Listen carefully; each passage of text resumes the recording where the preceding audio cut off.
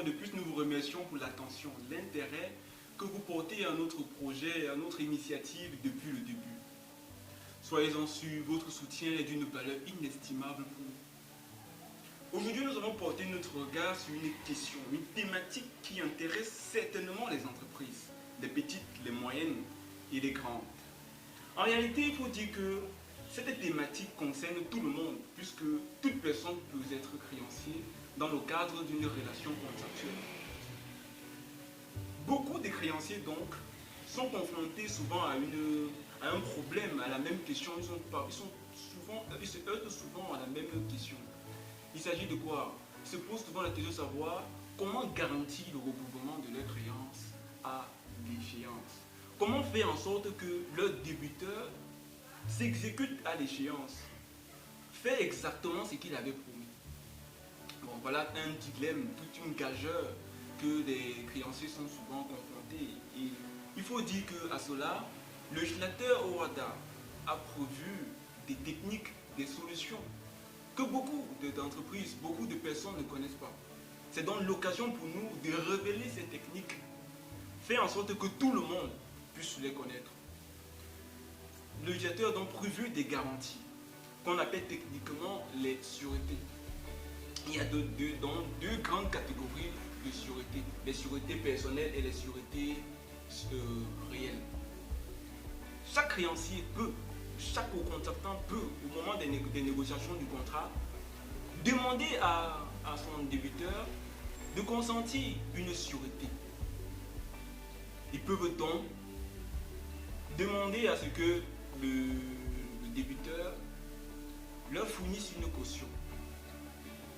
On est déjà dans le cadre des sûretés personnelles, on va aller pas à pas. Si vous sollicitez une caution, demandez à ce que la personne qui se porte caution inscrive son engagement dans un écrit. N'admettez pas d'engagement oral, car il ne sera pas valable. Il faut nécessairement que le montant cautionné, les intérêts et les signatures des parties soient constatés dans un écrit, dans un acte.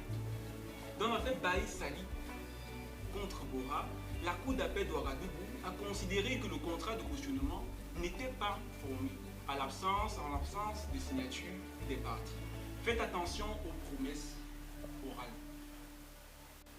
Lorsque le cautionnement est bien formé, en cas de défaillance du débiteur à l'échéance, vous pouvez poursuivre la caution. Néanmoins, il ne s'agit pas d'une poursuite désordonnée. Vous devez d'abord mettre en demeure le débiteur principal de payer, puis informer la caution de la défaillance du débiteur. Et vous devez encore attendre que la caution mette en cause ce débiteur. C'est après cela qu'elle vous payera.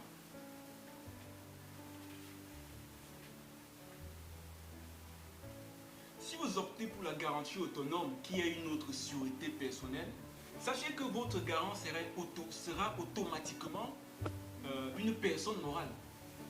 L'engagement du garant doit être constaté dans un écrit contenant, par exemple, les noms des intéressés, le montant maximal garanti et l'impossibilité pour le garant de bénéficier des exceptions de la caution. Puisque ici, dans la garantie autonome, la garantie autonome n'a pas de caractère accessoire comme la caution. Du coup, il y a un détachement entre l'engagement du garant et l'opération principale, l'obligation principale du débiteur, du donneur d'ordre à l'égard du bénéficiaire. Mesdames, Mesdemoiselles et Messieurs, si à l'échéance le débiteur ne s'exécute pas, le bénéficiaire, c'est-à-dire le créancier, peut demander par écrit au garant de payer celui-ci. Il aura donc 5 jours pour examiner la conformité de la demande en paiement au terme de la garantie. Sachez que si vous demandez une somme supérieure à ce qui est prévu dans la garantie, le débiteur peut tout simplement défendre le garant de vous payer. Chers abonnés de Juris Cabinet Numérique, si vous constatez que les sûretés personnelles ne sont pas suffisantes pour garantir le recouvrement de votre créance à l'échéance, vous pouvez recourir aux sûretés réelles. à l'instar de la rétention, de la réserve de propriété, de la cession de créances à titre de garantie, du gage, du nantissement du gage, du nantissement ou de l'hypothèque. Si vous décidez de retenir un bien, c'est-à-dire on est en train de pratiquer déjà la rétention qui est une sûreté réelle. Si vous décidez de retenir un bien appartenant à votre débiteur que vous détenez, c'est excellent. Toutefois, rassurez-vous que votre créance soit liquide, certaine, exigible. De plus, il doit s'agir d'un bien que vous détenez légitimement. Là, il faut encore bien préciser le caractère légitime de la détention. Si vous soustrayez un bien de manière frauduleuse à votre débiteur et qu'ensuite vous détenez, vous retenez, cette détention sera dite illicite. Il faut que la détention soit faite dans le cadre de l'exercice de votre activité professionnelle. Si encore vous détenez le bien après avoir exercé des menaces de mort, proféré des menaces de mort à votre débiteur, la détention sera encore dite illicite. Le bien doit également appartenir au débiteur, ça c'est capital, et non au tiers, sinon la rétention sera dite illicite, illégitime s'il vous plaît. Pour finir, il doit exister un lien de connexité entre la naissance de la créance pour laquelle vous retenez le bien et aussi la détention de la chose retenue. Si vous remplissiez toutes ces conditions, vous pourrez retenir le bien jusqu'à complet paiement, c'est-à-dire jusqu'à ce que votre débiteur s'exécute, vous paye, vous désintéresse. Par ailleurs, chers abonnés de Juris Cabinet Numérique, vous pouvez choisir de réserver la propriété d'un bien, quand bien même vous l'avez vendu. Quand bien même vous l'avez vendu. Il s'agit de quoi? La réserve de propriété, c'est quoi? Ça se fait par l'insertion d'une clause dans un contrat de vente, dans laquelle, à travers laquelle vous convenez avec votre débiteur la suspension de l'effet translatif du contrat, jusqu'à ce que votre débiteur vous verse le montant total qu'il vous doit. Cette mesure permet de demander la restitution de votre bien à l'échéance si le débiteur ne s'exécute pas. Si à l'échéance votre acquéreur ne paye pas, comme je le disais, vous pouvez donc demander la restitution du bien. Vous devez savoir que pour que cela soit possible, la réserve de propriété doit être faite par écrit. Sinon, il n'y aura pas d'accord, sinon elle ne sera pas valable. Au plus tard, au jour de la livraison. Donc, c'est-à-dire quoi? Vous devez faire procéder à l'écrit au plus tard au jour de la livraison du bien. Et il faut aussi, pour que la clause soit opposable au tiers, il faut également que vous faites une inscription au RCC. Si à l'échéance, l'acquéreur ne vous paye pas ce qu'il vous doit, vous devez savoir que pour que cela soit possible, la réserve de propriété doit être convenue par écrit au plus tard au jour de la livraison du bien. Pour qu'elle soit opposable au tiers, il faut que le vendeur l'inscrive au RCCM.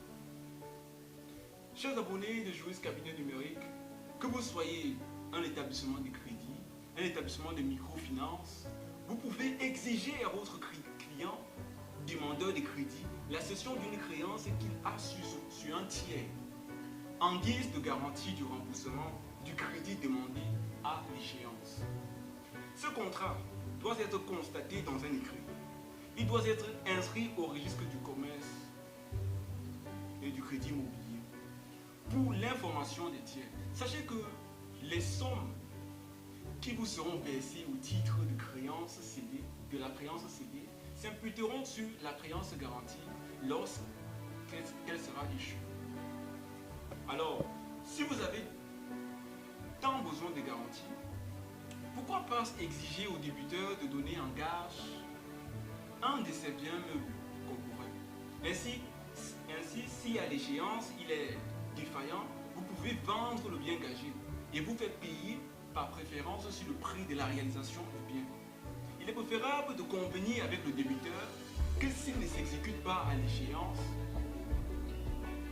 la propriété de la chose cagée vous sera attribuée.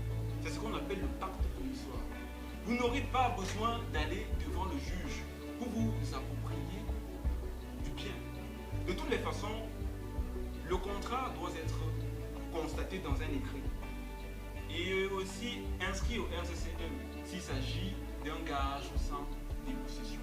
Ce ne serait pas le cas si le gage est avec dépossession, puisque déjà la remise du bien constitue déjà une mesure de publicité. La remise du bien informe déjà les tiers de ce que le bien est dans un période entre les mains du détenteur ou bien du possesseur du bien. Hormis le gage, vous pouvez garantir le paiement de votre créance en demandant le nantissement d'un bien meuble incorporé de votre débiteur. On peut prendre l'exemple du nantissement de ses créances, de son compte bancaire, de ses droits d'associé, de ses valeurs mobilières, de son fonds de commerce ou encore des droits de propriété intellectuelle de celui-ci. Si par exemple vous choisissez de nantir la créance que votre débiteur a sur un tiers, en cas de défaillance du dit débiteur à l'échéance, vous serez payé par le tiers. Dans tous les cas, votre convention doit être constatée dans un écrit, puis être inscrit au RCCM, c'est-à-dire le registre du commerce et du crédit immobilier dont nous avons précisé tout à l'heure. Pour finir, vous pouvez hypothéquer un bien immeuble. Là, on est en train de parler déjà des sûretés immobilières, qui sont toujours des sûretés réelles, dont nous avons annoncé tout à l'heure également. Donc, vous pouvez hypothéquer, en guise de garantie, hypothéquer un bien immeuble de votre débiteur, pour garantir le paiement de votre créance. Cette hypothèque subsistera jusqu'à ce que votre débiteur s'acquitte complètement de sa dette. Ici aussi, il faut nécessairement un écrit et l'hypothèque doit être inscrite à la conservation foncière pour toujours pour informer les tiers. Chers abonnés de Juris Cabinet Numérique, nous n'avons pas la prétention de vous avoir satisfait. C'est pour cela que nous vous suggérons de nous contacter. Nous pouvons vous apporter d'autres éclaircissements. Nous sommes disponibles sur Facebook et également sur WhatsApp.